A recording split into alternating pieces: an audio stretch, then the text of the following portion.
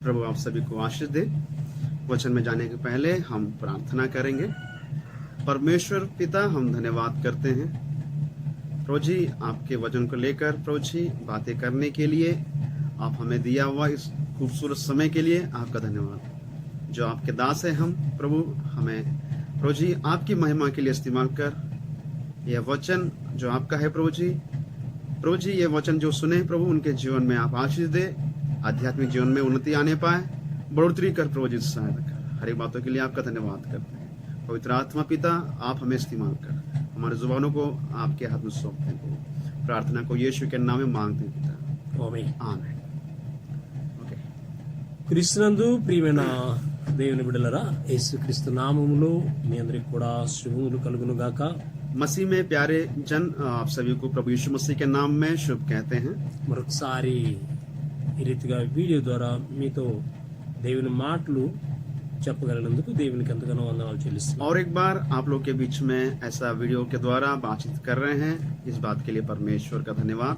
మన దేశంలో ఉన్న పరిస్థితులను బట్టి మనం దేవుని యొక్క సన్నిధిలో కూడుకోలేకపోతున్నాం। और हमारे देश के जो परिस्थिति है खराब रहने के कारण ऐसा हम सभी इकट्ठा हो नहीं पा रहे हैं। ఈ పరిస్థితులన్నీ కూడా త్వరలోనే చక్కబరచబడినట్లు మనం ప్రార్థన చేయాల్సినటువంటి అవసరత ఎంతైనా ఉంది। और ये जो परिस्थिति ठीक होने के लिए हम सभी को प्रार्थना करना जरूरी है। ప్రతి క్రైస్తవుని మీద ఈ భారం ఉంది।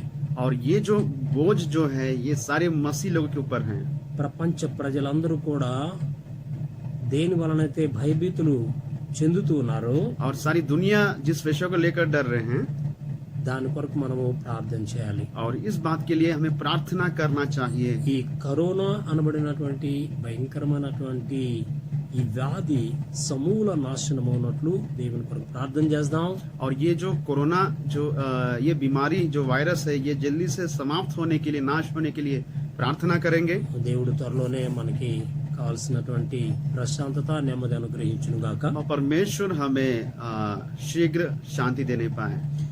ఈ దినము కొరింథీయులకు రాబడినటువంటి మొదటి పత్రిక మొదటి అధ్యాయము 9వ వచనాన్ని ధ్యానం కొరకు చదువుకుందాం। आज का मनन के लिए हम बाइबल निकाल कर हम पढ़ेंगे पहला कुरिन्थियों की पत्री మొదటి అధ్యాయము 9వ వచనం। और उसका पहला अध्याय उसका 9वां पद हम पढ़ेंगे। पहला कुरिन्थी अध्याय 1 उसका 9वां पद। మన ప్రభువైన యేసు క్రీస్తు అను తన కుమారుని సహవాసమునకు మిమ్మల్ని పిలిచిన దేవుడు నమ్మదగినవాడు।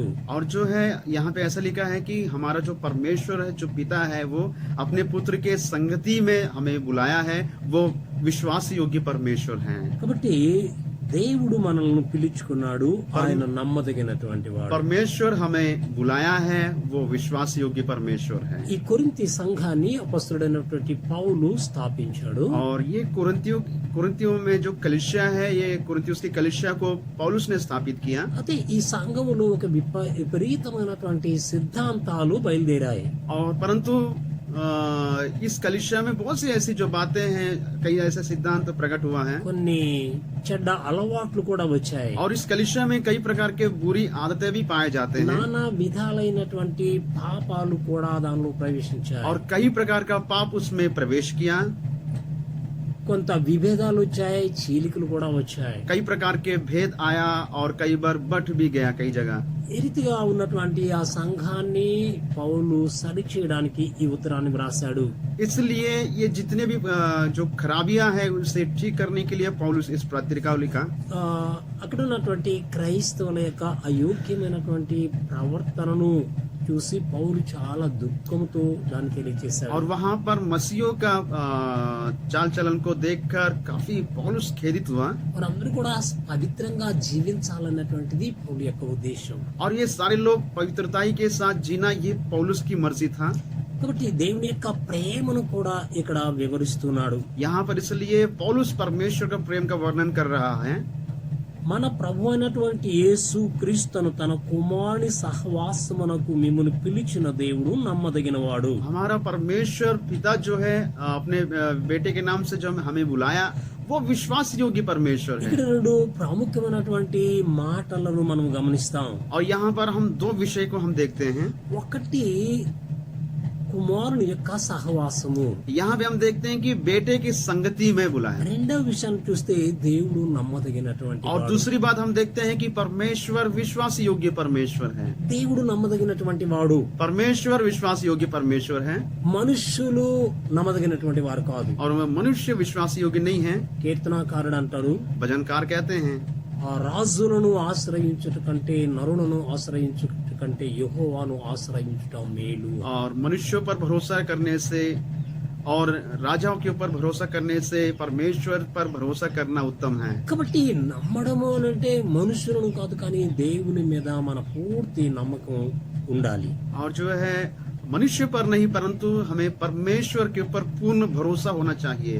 దేవుడు మనలను పిలుచుకున్నాడు, क्योंकि परमेश्वर ने हमें बुलाया, ఆయన సహవాసానికి పిలుచుకున్నాడు. वो अपनी संगति में बुलाया. మీరు ఒకసారి ఆలోచించండి, आप एक बार ध्यान दें, సహవాసము అని మనము అనుకుంటున్నప్పుడు जब हम संगति करके सोचते हैं ఆ, మనుషులతో సహవాసం చేస్తారు. और मनुष्यों के साथ संगति रखते हैं. ఆ, ఈ సహవాసం మనం చేస్తూ ఉన్నప్పుడు నమ్మకమైనటువంటి వారితో మనం సహవాసం చేస్తాం. जब हम किसी के साथ संगति रखते हैं तो उस पर भरोसा करके या विश्वास योग्य ऐसे व्यक्ति को खोज कर हम उनके साथ संगति करते हैं. ఒకవేళ మనం చెడ్డవారితో సహవాసం చేసాం అనుకుందాం, यदि हमारी संगति बुरे लोगों के साथ है, మనం కూడా చెడ్డవారం అయిపోతాం. हम भी बुरे हो जाएंगे. దేవునితో మనం సహవాసం చేయబోతున్నాం.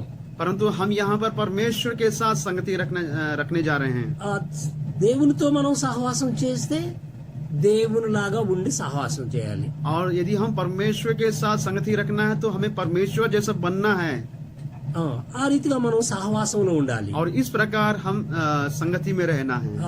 మీరు లేవియ కాండము 20వ అధ్యాయము 7-8 వచనాలు గమనిస్తే आप ध्यान देने से एक बार लेवियों की पुस्तक अध्याय 20 7-8 వచనం, उसके 7 और 8 पद को देखने से, కావున మిమ్మును మీరు పరిశుద్ధపరచుకొని పరిశుద్ధులయ్యుండుడి. यहाँ पे ऐसा लिखा है कि अपने आप को पवित्र करे और पवित्र बना रहे, నేను మీ దేవుడైన యెహోవాను. क्योंकि मैं तुम्हारा परमेश्वर यहोवा हूँ. మీరు నా కట్టడలను ఆచరించిరి, तुम मेरी आज्ञाओं को माने, వాటిని అనుసరింపవలను. उसके अनुसार चलना है, నేను మిమ్మును పరిశుద్ధపరచు యెహోవాను. क्योंकि मैं तुम्हें पवित्र करने वाला परमेश्वर यहोवा हूँ. కాబట్టి దేవుడు మనల్ని పిలుచుకున్నాడు, यहाँ पर परमेश्वर हमें बुलाया, ఆయన సహవాసములో ఉండాలని పిలిచాడు. इसलिए बुलाया है कि हम परमेश्वर के संगति में रहें. ఆయన సహవాసములోకి వచ్చినటువంటి నీవు और उसके संगति में आए हुए आप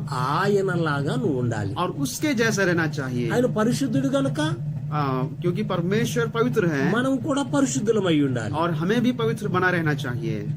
కాబట్టి మనము పరిశుద్ధులుగా ఉండాలి అనుకుంటే ఆయన కట్టడలన్నిటినీ అనుసరించాలి. यदि हम परमेश्वर के जैसा पवित्र रहना है तो उसकी सारी विधियों को मानना चाहिए.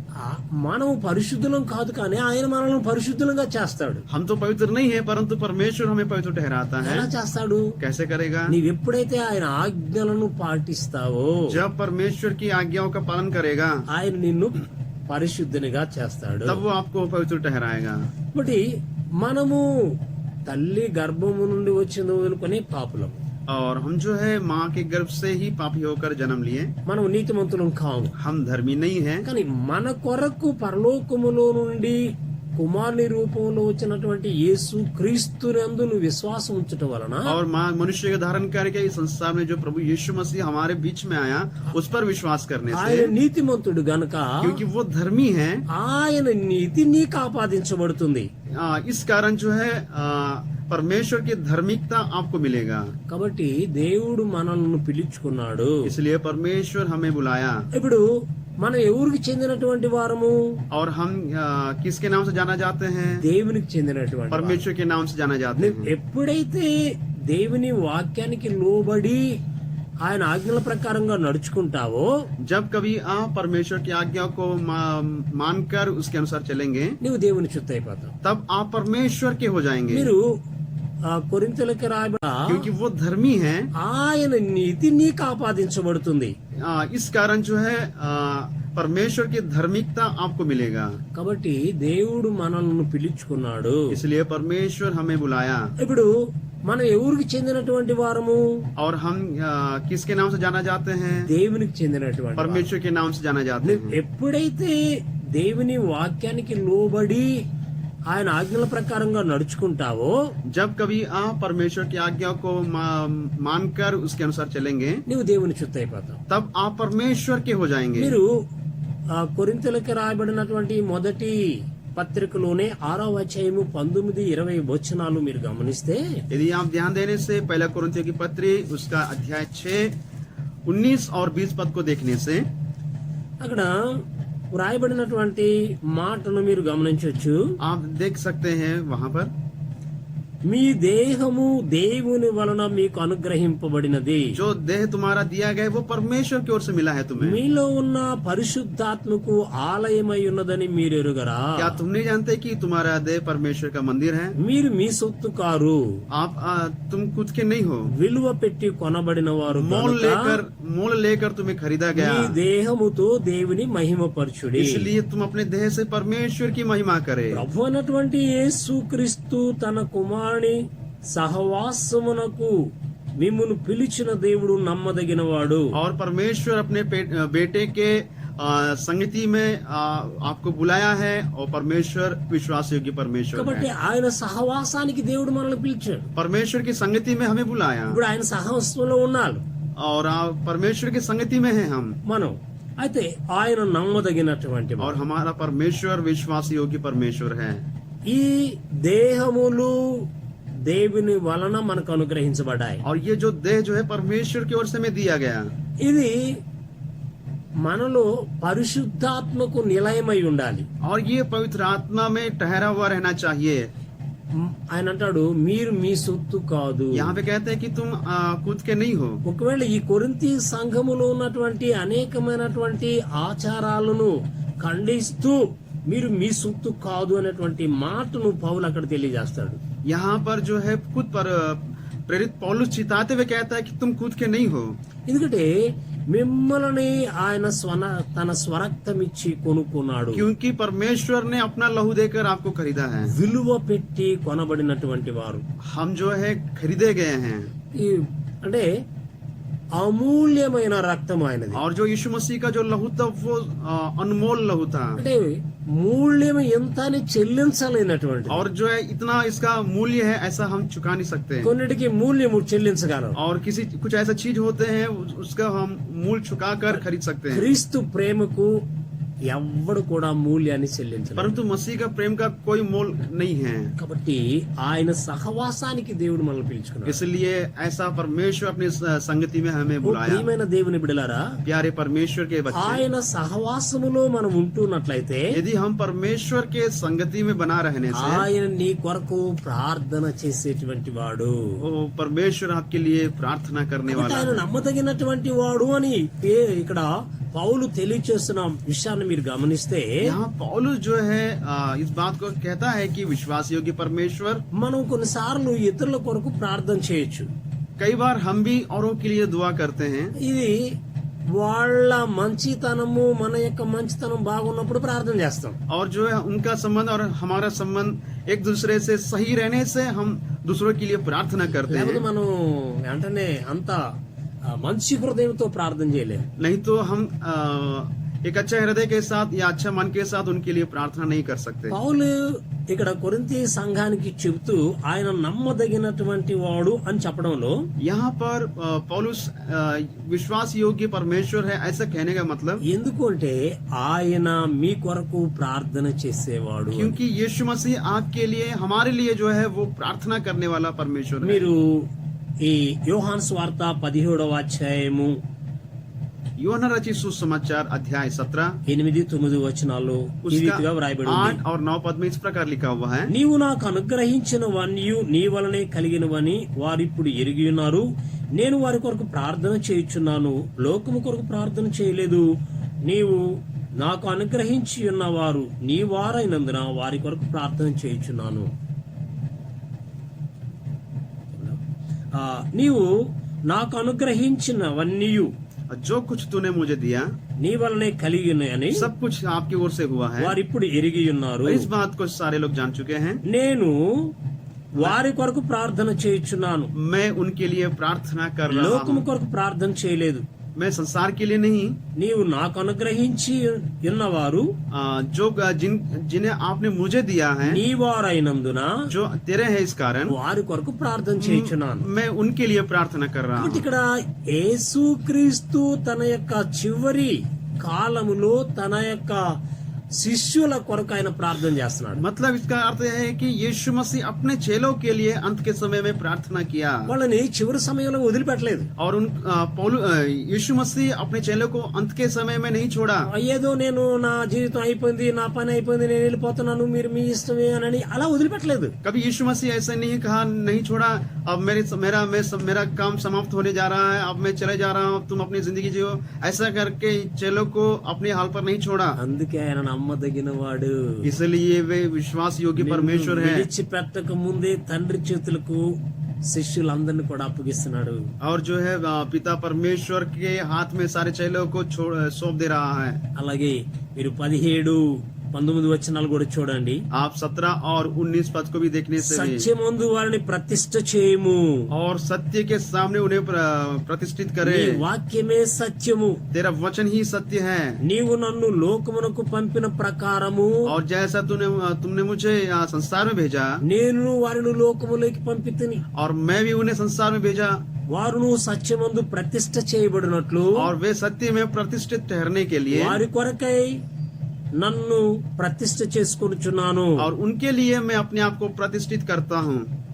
ప్రియమైన దేవుని బిడ్డలారా, प्यारे परमेश्वर के जन, దేవుని యొక్క ప్రేమ చూడండి. परमेश्वर का प्रेम को देखिए। వారి కొరకై నన్ను ప్రతిష్ఠ చేసుకొనుచున్నాను అంటాడు. और कहता है कि उनके लिए मैं अपने आप को प्रतिष्ठित करता हूँ, कहता మనందరి है। కొరకు ప్రభునటువంటి యేసుక్రీస్తు తనను తాను ప్రతిష్ఠ और చేసుకున్నాడు. हम सभी के लिए प्रभु यीशु मसीह अपने आप को प्रतिष्ठित कर रहा నీవు है। ఆయన సహవాసములో ఉండాలనేది ఆయన యొక్క ఉద్దేశం. और आप सभी परमेश्वर के संगति में बना रहना ही ये परमेश्वर की मर्जी ఇది है। ఎప్పుడు అని అంటే ये कब?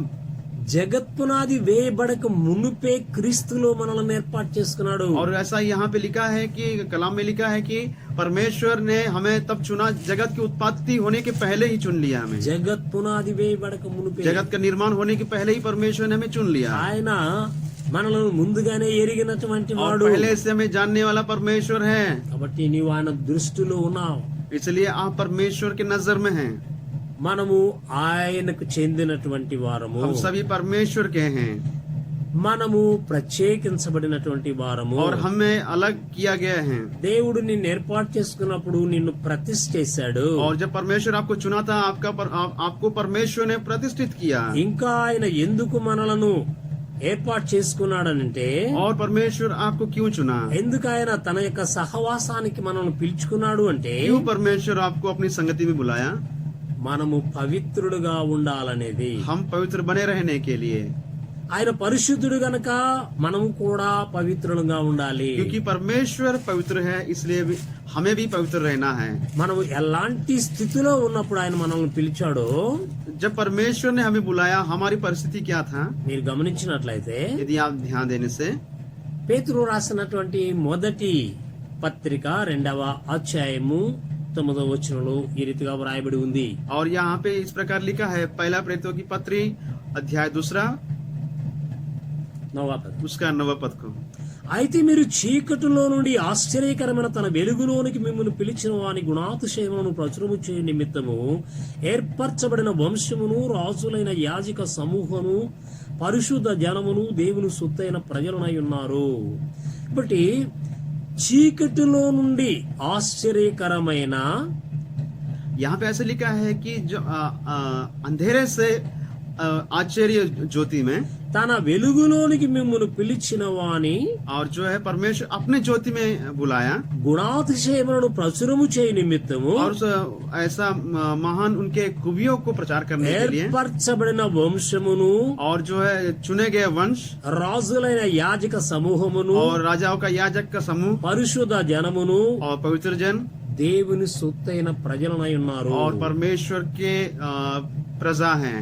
కాబట్టి పాపమనే అంధకారము నుండి और पाप के अंधकार से, इसका मतलब यह है कि पाप के अंधकार से ఆయన యొక్క ఆశ్చర్యకరమైనటువంటి వెలుగులోనికి మనల్ని పిలిచాడు. जो परमेश्वर के तेज रोशनी में हमें बुलाया, ఆయన పిలిచాడు అంటే మనం ఏం చేయాలి? अब परमेश्वर ने हमें बुलाया तो हमें क्या करना है? ఆయన గుణాతిశయాలను ప్రచురం చేయడానికి. और उसके खूबियों को प्रचार करना है. సార్ మనం ఆలోచిద్దాం. एक बार हम ध्यान देंगे, మనల్ని మనము ఎక్కడన్నా గొప్పగా చెప్పుకుంటున్నామా లేకపోతే దేవుని గురించి గొప్పగా जब हम చెప్పుకుంటున్నామా? कहते हैं कहीं जगह, तो हम अपने खूबियां बताते हैं कि या परमेश्वर की खूबियां बताते हैं? దేవుడు మనల్ని ఏర్పాటు చేసుకున్నాడు. यहाँ पर तो परमेश्वर ने हमें चुन ఆయన लिया, సహవాసానికి పిలుచుకున్నాడు. परमेश्वर अपनी संगति में बुलाया, యోగ్యత లేనటువంటి నిన్ను నన్ను ఆయన సహవాసానికి పిలుచుకున్నాడు. और हमारे पास कोई योग्यता नहीं है, फिर भी परमेश्वर अपनी संगति में हमें बुलाया. ఈ యోగ్యత లేనటువంటి మనము और जो ऐसा योग्यता ना रखने वाले हैं, ఆయన యొక్క గుణాతిశయాలను ప్రచురం చేయాలని परमेश्वर की खूबियों को प्रचार करने ఆయన के యొక్క लिए ఉద్దేశమై ఉంటుంది. ये परमेश्वर की मर्जी है. కాబట్టి మనలను మనం ఒకసారి పరీక్షించుకొని इसलिए हम अपने आप को परख कर, ఆయన సహవాసానికి మనల్ని పిలుచుకున్నాడు గనుక परमेश्वर अपनी संगति में बुलाया है, इसलिए ఎందుకు పిలిచాడో, क्यों बुलाया మనం ఎలా ఉండాలో और हमें कैसा रहना चाहिए, ఇప్పుడు మనం నేర్చుకున్నాం గనుక इस बात को हम सीख लिए ఈ हैं. రోజు మనం ఆయనకి చెందిన వారము అనేది, और इस बात को आज ये बात जानना है कि हम परमेश्वर के हैं. మనం ఆయనకు చెందిన వారం గనుక हम परमेश्वर के हैं, इसलिए మన క్షేమము కొరకు ఆయన ప్రార్థన చేస్తున్నాడు. हम परमेश्वर के हैं, इसलिए यीशु मसीह हमारे लिए दुआ करता ఆయన है. సహవాసాలకి వెళ్ళాం గనుక यीशु के संगति में हम गए, इस कारण ఒక ప్రత్యేకమైనటువంటి జీవితాన్ని మనం కలిగి ఉండాలి. एक विशेष जीवन हमारे अंदर होना चाहिए. మీరు పేతురు రాసినటువంటి మొదటి పత్రిక 5వ అధ్యాయం 10వ వచనంలో కూడా గమనించొచ్చు. మొదటి పేతురు రాసిన పత్రిక प्रेरितों के पहला पत्री 5వ అధ్యాయము 5 చాప్టర్ रेफरेंस పేతురు पहला पत्रस, పహలా పత్రిక माफ कीजिए, पहला पत्रस 5వ అధ్యాయం अध्याय 5 10వ పదం. उसका 10वां पद. తన నిత్య మహిమకు క్రీస్తునందు మిమ్మును పిలిచిన సర్వకృపానిధిగు దేవుడు కొంచెము కాలము మీకు శ్రమ పడిన పిమ్మట తానే మిమ్మును పూర్ణులుగా చేసి స్థిరపరిచి బలపరచును. తన నిత్య మహిమకు, परमेश्वर अपने अनंत महिमा में, క్రీస్తునందు మిమ్మును పిలిచిన సర్వకృపానిధిగు దేవుడు, और जो है प्रभु यीशु मसीह में बुलाया हुआ अनुग्रहकारी परमेश्वर, కొంచెము కాలము మీరు శ్రమ పడిన పిమ్మట थोड़े समय में यदि आप क्लेश उठाने से, తానే మిమ్మును పూర్ణులుగా చేసి खुद परमेश्वर ही आपको पूर्ण बनाकर, స్థిరపరిచి स्थिर बनाकर బలపరచును. और बलवंत करेगा. కాబట్టి इसलिए- యేసుక్రీస్తు इसलिए यीशु मसीह తన కుమారుడైన సహవాసమునకు మిమ్మును పిలిచిన దేవుడు. और जो है परमेश्वर जो है अपने पुत्र यीशु मसीह के संगति में हमें बुलाया, ఆయన నమ్మదగినటువంటి వాడు. और वो परमेश्वर विश्वास योग्य परमेश्वर है. దేవుడు చాలా నమ్మదగినటువంటి వాడు. परमेश्वर काफी विश्वास योग्य परमेश्वर है. ఆయన నిన్ను ప్రత్యేకించి ఏర్పాటు చేసుకున్నాడు. और जो है परमेश्वर आपको विशेष चुना है. మరొక విషయాన్ని కూడా మీరు గమనిస్తే, और एक विषय को यदि आप ध्यान देने से, మొదటి కొరింథీ పత్రికలో మొదటి అధ్యాయము 26వ వచనములో ఉంది, और जो पहला कुरिन्थियों की पत्री पहला अध्याय उसका 24 पद. సహోదరులారా हे भाइयों, మిమ్మును పిలిచిన పిలుపును చూడుడి, तुम्हें बुलाया गया उस बुलाहट को देखें. మీలో లోకరీతిని జ్ఞానులైనను और जो संसारिक जो ज्ञानी हैं, ఘనులైనను जो बड़े हैं, గొప్ప వంశం వారైనను और जो ऊंचे वंश के हो, అనేకులు పిలువబడలేదు. वे सारे लोगों को बुलाया नहीं गया. దీన్ని బట్టి మనం ఆలోచిస్తే, और इस बात को यदि हम ध्यान देने से, దేవుడు తన కుమారుని యొక్క సహవాసానికి మనల్ని పిలుచుటలో परमेश्वर अपने बेटे के संगति में बुलाने का कारण, మనకేదో గొప్ప విశేషం ఉందని ఆయన పిలవలేదు. हमारे अंदर कोई विशेष खूबी है इसलिए नहीं बुलाया. కేవలము మనలో ఉన్నటువంటి ఆ తక్కువ స్థితిని చూసి మనల్ని ప్రేమించాడు ఆయన. परंतु हमारे अंदर जो शून्य अवस्था को देखकर परमेश्वर हमें बुलाया. యేసుక్రీస్తు తన శిష్యులను ఏర్పాటు చేసుకోవడంలో यीशु मसीह अपने चेलों को चुनने का कारण, వారందరూ కూడా చేపలు పట్టేవారు, और हम देखते हैं यीशु मसीह के जितने भी हैं सारे लोग मछुआरे थे వారు విచ్చలేని పామరులు. और जो है ज्यादा पढ़े लिखे भी नहीं थे. కానీ అలాంటి వారిని పిలిచి और ऐसे लोगों को परमेश्वर बुलाकर మనుషులను పెట్టే జాలర్లుగా పిలిచాడు. और उन्हें मनुष्यों को पकड़ने वाले मछुआरे के रूप में उन्हें बुलाया. ఇంకంత మాత్రమే కాదు, और इतना ही नहीं, వారు భూలోకములు ఎవరినైతే వారి కొరకు ప్రార్థన చేస్తారో వారు పరలోకములో వారి కొరకు ద్వారాలు తెరవబడతాయి అంటాడు. और यहाँ भी ऐसा है कि यहाँ पृथ्वी में यदि कोई प्रार्थना करे तो स्वर्ग में उनके लिए रास्ता खुल जाएगा, ऐसा भी करके कहता है परमेश्वर. ఎంత గొప్ప భాగ్యం. कितना अच्छा महान. ఒకప్పుడు మామూలుగా ఎన్నికలైనటువంటి చేపలు పట్టుకునేటువంటి వారుగా ఉన్నవారు, और जो कोई योग्यता ना रहने वाले मछुआरे, యేసు క్రీస్తు ఒక గొప్ప స్థితికి తీసుకొచ్చేసాడు. और ऐसे लोगों को यीशु मसीह एक ऊंचे स्थान में ले आया है. కాబట్టి ఆయన నమ్మదగిన వాడు. इसलिए वो विश्वास योग्य ఆయన परमेश्वर है. సహవాసానికి మిమ్మల్ని పిలిచాడు. वो अपने संगति में आपको बुलाया. నా ప్రియ దేవుని బిడ్డలారా, प्यारे परमेश्वर के बच्चे, ఆయన యొక్క సహవాసానికి నేను పిలుస్తున్నాడు. परमेश्वर अपनी संगति में आपको बुलाता ఆయన है. నమ్మదగినటువంటి వాడు. वो विश्वास योग्य परमेश्वर है. మొదటి విషయం మీరు గమనిస్తే पहले विषय को ध्यान देने से ఆయన మిమ్మల్ని పిలిచాడు గనక, वो आपको बुलाया है, లేక इसलिए మనల్ని అందరినీ పిలిచాడు గనక हम सभी को बुलाया, इसलिए మనము దేవునికి చెందినటువంటి इसलिए వారము. हम परमेश्वर के हैं. అందుకనే ఆయన మన కొరకు ప్రార్థన చేస్తున్నాడు. इसलिए हम हमारे लिए यीशु मसीह प्रार्थना करता है. మనలను ఆయన పిలుచుకున్నాడు గనక परमेश्वर ने हमें बुलाया, ఒక इसलिए ప్రత్యేకమైనటువంటి ప్రజగా జీవించాలని, एक विशेष झुंड के तरह जीने के लिए తన ప్రజగా ఉండాలని మనల్ని ప్రతిష్ఠించాడు. परमेश्वर अपनी प्रजा के रूप में लाया है, లేక इसलिए మనల్ని అందరినీ పిలిచాడు గనక हम सभी को बुलाया, इसलिए మనము దేవునికి చెందినటువంటి इसलिए వారము. हम परमेश्वर के हैं. అందుకనే ఆయన మన కొరకు ప్రార్థన చేస్తున్నాడు. इसलिए हम हमारे लिए यीशु मसीह प्रार्थना करता है. మనలను ఆయన పిలుచుకున్నాడు గనక परमेश्वर ने हमें बुलाया, ఒక इसलिए ప్రత్యేకమైనటువంటి ప్రజగా జీవించాలని, एक विशेष झुंड के तरह जीने के लिए తన ప్రజగా ఉండాలని మనల్ని ప్రతిష్ఠించాడు. परमेश्वर अपनी प्रजा के रूप में चुन लिया. పవిత్రులుగా ఉండాలని ఆయన కోరుతున్నాడు. पवित्र रहने के लिए परमेश्वर चाहता है. తరువాత విషయాన్ని మనం గమనిస్తే उसके बाद के विषय को देखने से మనము స్వతంత్రులుగా ఉండడానికి పిలువబడ్డాం. हमें स्वतंत्र रहने के लिए बुलाया गया. మీరు గమనించినట్లయితే ఎఫెసీయులకు రాబడిన పత్రిక 4వ అధ్యాయంలో इफिसी की पत्री अध्याय 4 में 4వ వచనాన్ని ఈ విధంగా వ్రాయబడి ఉంది. उसका 14 पद में इस प्रकार लिखा हुआ है,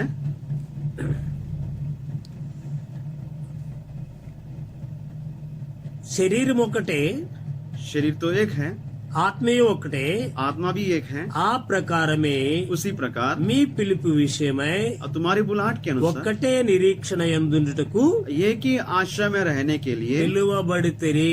बुलाए गए हैं. కాబట్టి మనం అందరం ఒకే నిరీక్షణ, एक ही विश्वास, एक ही आशा है हमारा, ఆది ప్రభు అయినటువంటి యేసు క్రీస్తులో ఉంది. और एक ही आशा हमारे पास है, वो है मसीह यीशु में रहना. ఆ నిరీక్షణ మనకు ఉండాలి. वही आशा हमारे अंदर होना మనం चाहिए. అందరం కూడా ఒక్క శరీరముగా ఉండడానికి పిలువబడ్డాం. हम सभी एक शरीर के रहने के लिए हमें बुलाया. ఒక్క శరీరము, एक ही शरीर. అనేకులమైన మనము जितने हम लोग कई लोग हैं हम लोग, క్రీస్తులో ఒక శరీరం. परंतु मसीह में हम एक ही शरीर के हैं.